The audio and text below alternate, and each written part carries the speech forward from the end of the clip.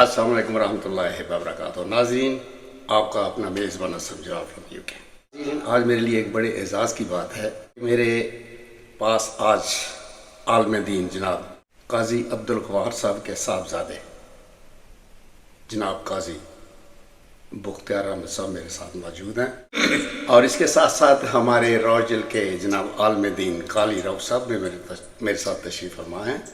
گمگول شیخ مسجد کے یہ امام بھی ہیں۔ چشتیہ میں بہت بڑا مدرسہ اور مسجد بھی رن کر رہے ہیں، بلکہ انڈر کنسٹرکشن ہے۔ اور اسی طرح جناب ہمارے قاضی عبدالغفار صاحب بھی چشتیہ میں بہت بڑی مسجد اور مدرسہ بھی زیر تعلیم ہے، نیئرلی کمپلیشن کے قریب ہے۔ میں بھی اس میں کچھ حصہ ڈال رہا ہوں۔ جناب سب سے پہلے قاری رو صاحب سے کچھ چاہیں گے کہ ان کے رمضان کے حوالے سے کچھ ہمیں بتائیں کہ رمضان کے مہینے میں اتنی برکتیں کیوں نازل ہوئی ہیں، اور ہمارا جو ایمان ہے کہ 27ویں کی رات شب قدر اس کی کیا اہمیت ہے، اور اس کے بارے میں کچھ ہمیں ایکسپلین کریں گے جناب قاضی صاحب۔ بسم اللہ الرحمن الرحیم، نحمدہ ونصلی ونسلم علی رسولہ الکریم، اما بعد فاعوذ باللہ من الشیطان الرجیم، بسم اللہ الرحمن الرحیم، انا انزلناہ فی لیلۃ القدر وما ادراک ما لیلۃ القدر، لیلۃ القدر خیر من الف شہر، تنزل الملائکۃ والروح فیہا بإذن ربہم من کل امر سلام ہی حتی مطلع الفجر۔ شب قدر کے بارے میں خود قرآن کریم ارشاد فرما رہا ہے کہ انا انزلناہ، ہم نے نازل کیا کس کو؟ قرآن کریم کو، قدر والی رات میں، فی لیلۃ القدر وما ادراک ما لیلۃ القدر، آپ کیا جانیں کہ لیلۃ القدر کیا ہے؟ پھر خود ہی تشریح فرمائی، لیلۃ القدر خیر من الف شہر، یہ لیلۃ القدر وہ ہے جو 1000 مہینوں کی عبادت سے افضل و اعلیٰ ہے۔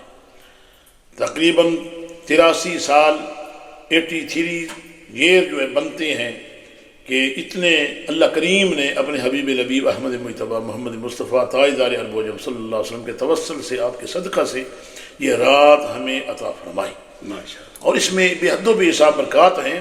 لیکن یہ ایک رات پر محیط نہیں ہے، بلکہ اللہ کے رسول صلی اللہ علیہ وبارک وسلم نے ارشاد فرمایا کہ اس کو تلاش کرو 21، 23، 25 اور 27 کو اور 29 کو۔ زیادہ مفسرین کرام محدثین کرام کا احتمال ہے کہ 27 رمضان المبارک کو یہ شب قدر نصیب ہوئی۔ تو اللہ رب العزت نے اس میں بڑی بے حد و بے حساب برکتیں رکھی ہیں، اور اس کے ساتھ کہ اس میں ان لمٹ رحمتیں، ان لمٹ برکتیں ہیں کہ انسان کے احاطے میں نہیں آ سکتی۔ اس لیے یہ وہ خوش نصیب ہے بندگان خدا جو ان راتوں میں، اور خاص کر شب جو قدر ہے اور 27 کی رات خصوصی طور پر یعنی عبادت کا اہتمام کرتے ہیں اور اللہ کو راضی کرنے کی کوشش کرتے ہیں۔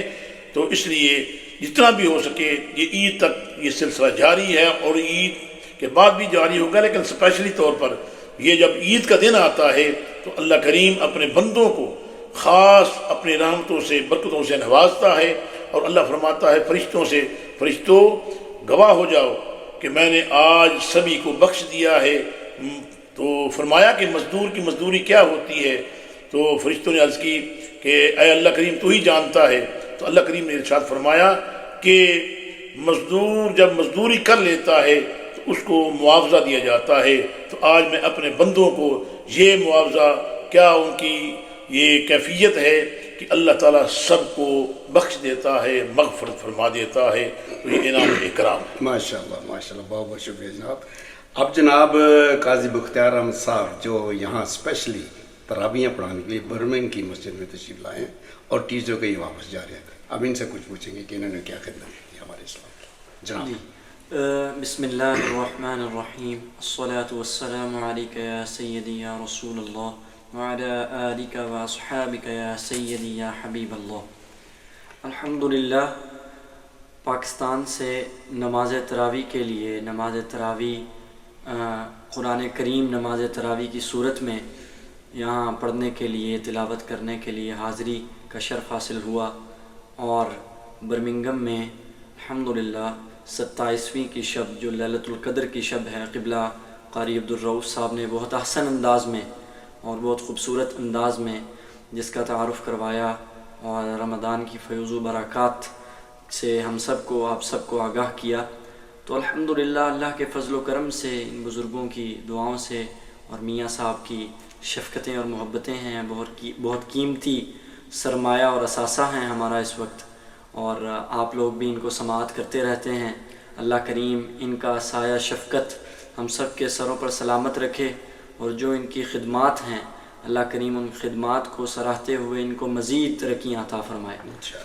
آپ نے یہ نہیں بتایا کہ کون سی مسجد میں آپ میں برمنگم میں عالم روک میں ایک ہیولک روڈ ہے جہاں جامعہ عبدالیہ ہے، اسلامک ایجوکیشن سینٹر، بہت خوبصورت سینٹر وہ وہاں رن کر رہے ہیں، قبلہ قاری شعیب صاحب اور ان کے صاحبزادے قبلہ پیر عمران عبدالی صاحب جو وہاں رن کر رہے ہیں۔ الحمدللہ وہاں شرف حاصل ہوا، اور الحمدللہ میرا یہ فرسٹ ایکسپیرینس یہاں انگلینڈ میں، یہ 5 کنزیکٹیو ایئرز، یہ 5th میرا ایئر ہے جو میں نے نماز تراویح میں، جی نہیں 5th ایئر ہے جو نماز تراویح میں قرآن پاک سنا رہا ہوں، اور 4 سال میں نے اپنے وطن عزیز پاکستان اس کی سرزمین پر سنایا، اور یہ پہلا ایکسپیرینس میرا یہاں انگلینڈ میں ہوا، اور الحمدللہ یہاں کے لوگوں نے بہت عقیدت سے، احترام سے اور بہت رسپیکٹ دی، بہت محبت دی۔